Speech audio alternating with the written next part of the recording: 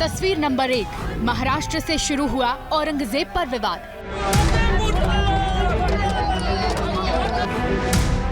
तस्वीर नंबर 2, औरंगजेब पर यूपी में सियासत गरमाई। उस कमबख्त को निकालो पार्टी से और उसको एक बार यूपी भेज दीजिए, बाकी उपचार हम अपने आप करवा लेंगे। तस्वीर नंबर 3, बिहार में औरंगजेब की तारीफ पर बवाल। औरंगजेब निर्दयी शासक था या नहीं आपके नजर? बिल्कुल नहीं था। मेरी नजर में औरंगजेब एक अच्छा शासक था। निश्चित रूप से औरंगजेब और बाबर का गुणगान करने वाले को बिहार में रहने का अधिकार नहीं। महाराष्ट्र से शुरू हुआ विवाद यूपी होते हुए बिहार पहुंचा है। यहाँ की सियासत में औरंगजेब के हेट और ग्रेट पर बवाल मचा हुआ है। सत्ताधारी जेडीयू 2 हिस्सों में बंट चुका है। पहले जेडीयू के खालिद अनवर को सुनिए, जिनके बयान ने माहौल को गरमाया है। आइडियोलॉजिकल कोई बात अगर करना चाहता है कि औरंगजेब एक जालिम हुक्मरान था, तो हो सकता है उनकी आइडियोलॉजी है जो लोग ये बात कह रहे हैं। लेकिन जो हिस्टोरियंस हैं और जिन लोगों ने उन पे काम किया, वो सब तो यही बात कहते हैं कि जितना बड़ा जालिम आप साबित करना चाहते हो, उतने बड़े औरंगजेब जालिम नहीं थे। औरंगजेब निर्दयी शासक था या नहीं आपके नजर में? बिल्कुल नहीं था। मेरी नज़र में औरंगजेब एक अच्छा शासक था। हो सकता है कि उनसे कुछ गलतियां हुई हो। खालिद अनवर मुसलमानों के मुद्दे पर बोलने वाले नेता हैं। अपने बयानों से विवादों में पहले भी रहे हैं, लेकिन साल चुनावी है। खालिद बैक डोर वाले नेता है, लेकिन जो फ्रंट डोर वाले हैं, उन्हें खालिद का औरंगजेब नामा पसंद नहीं आया है।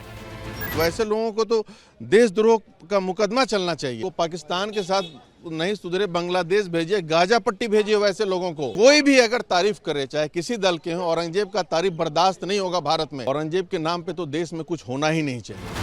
औरंगजेब ने नीतीश के ही घर में फूट डाल दी है। संजीव कुमार ने खालिद के बयान का विरोध किया तो एमएलसी गुलाम गौस खालिद के पक्ष में खुलकर खड़े हो गए। किसकी औकात है कि 30 करोड़ आबादी को पाकिस्तान भेज देगा? किसी औकात है क्या?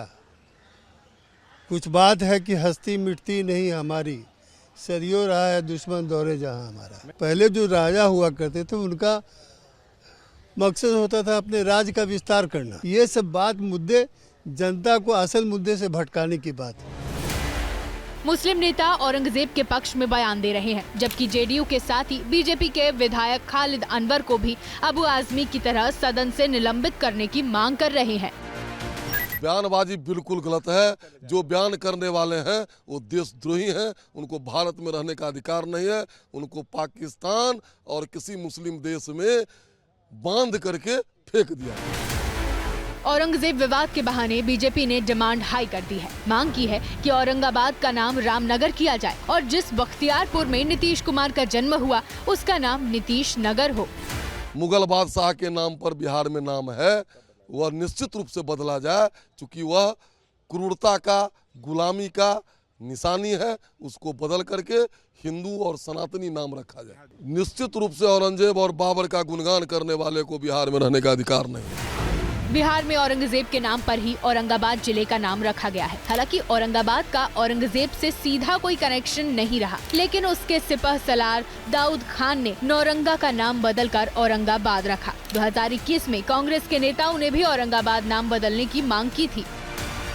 आरजेडी कह रही है कि चुनावी साल में सत्ता पक्ष माहौल खराब करना चाहता है, इसलिए इन मुद्दों को तूल दे रहा है।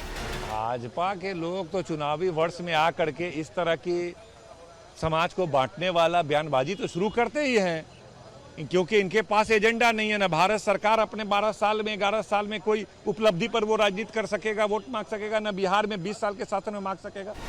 बिहार में साल के अंत में चुनाव होने हैं। सियासी पिच पर धुआंधार बल्लेबाजी अभी से हो रही है। औरंगजेब का ये विवाद बिहार में कितना असर डालेगा ये तो नहीं पता, लेकिन जिस तरह से धार्मिक ध्रुवीकरण का माहौल नेताओं में बनने लगा है, उससे इसके सियासी करंट का अंदाजा लगाया जा सकता है।